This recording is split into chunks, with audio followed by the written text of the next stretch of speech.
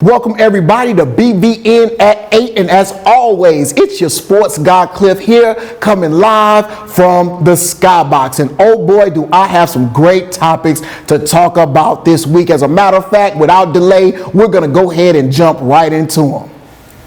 First, I want to talk about this past Sunday, Super Bowl Sunday. And I want y'all to remember the prediction that I gave y'all. I put all my stakes on the Philadelphia Eagles, the underdogs. And guess what?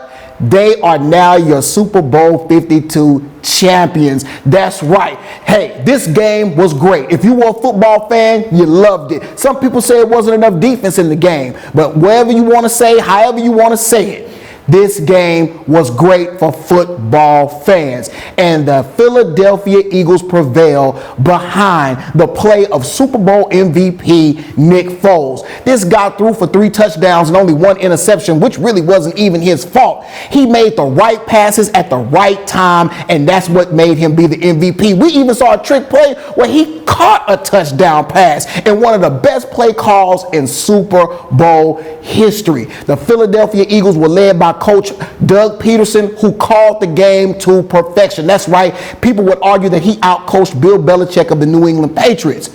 But really, the Philadelphia Eagles just did things that the Jacksonville Jaguars couldn't do to actually make it to the Super Bowl. They competed plays, they converted on 3rd down, they had some huge 4th down plays, including that touchdown catch by Nick Foles, and they also came up big on defense. You always heard the offense wins games, but defense, literally this time, won a championship. But what about the New England Patriots? You know, they kind of came up short. You know, they tried their trick play of their own, and Tom Brady kind of missed the pass. Yeah, that's kind of how they were all night. They came out in the 3rd quarter, and they came out with on fire, and they got a score real quick, and then they even took the lead late in the game, but they weren't able to sustain it. Matter of fact, they took it so hard, some people criticized Tom Brady because he walked off the field. He didn't shake Nick Foles' hand. You know, Bill Belichick was in the press conference afterwards talking about we'll have to evaluate for the future. And even Rob Gronkowski, the tight end, was even contemplating retirement. I mean, losing the Super Bowl sucks, but come on, guys. But anyway, back to the Eagles. The Eagles came up big on defense. They even had a real big good hit. A football hit by Michael Jenkins on Brandon Cooks actually made him exit the game. Like I said, this game had a little of everything. But we want to send a good congratulations out to the Philadelphia Eagles, their first Super Bowl championship of the franchise. And like I said, Nick Foles did an amazing job. They're going to have to figure out what to do with him. But look back at this, man. In the NFL, we're going to get more and more Eagles. Why? Carson Wentz is coming back. They have 20 of their 22 starters under contract. Look for them to be dominant for the years to come. Now moving on to basketball, the NBA. Just this past Thursday was the NBA trade deadline, and we figured there was going to be a lot of fireworks. Now there was some trades here and there, no big names, but there was one trade that everybody's talking about, that even I'm talking about right now, and that was the trade between the Cleveland Cavaliers and the Los Angeles Lakers. Or should I say, all the trades made by the Cleveland Cavaliers. They only had Isaiah Thomas for about 4 months. I guess he shouldn't even unpack his suitcases because now he's off to LA with Channing Frye. And then the Cavs are getting Jordan Clarkson and Larry Nance Jr. in return. And a lot of people don't realize, you know, that's Larry Nance Jr. Larry Nance played for the Cleveland Cavaliers. Jr. was born in Akron. So now you have 2 Ohio-based players on the same team. It should bring some good, positive morality for that team. But the sad thing is that Isaiah Thomas is already gone and he went to the Lakers.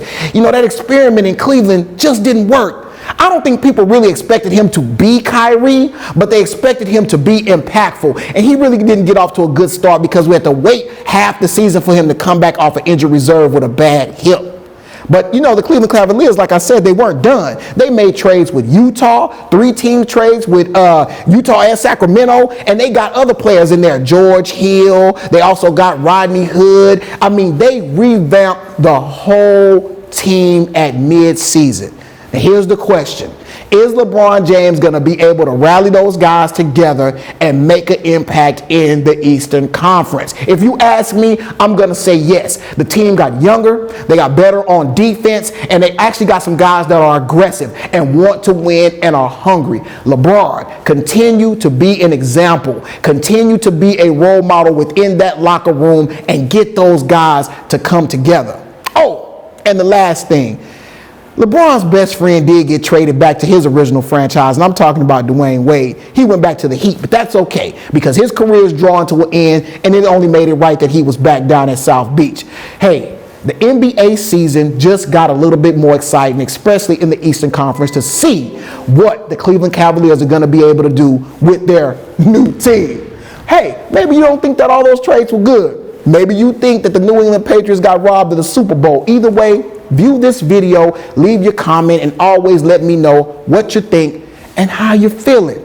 But until next time, I'm going to bid y'all a farewell from BVN. And as always, it's your sports guy Cliff giving you that sports action live from the Skybox. Until next time.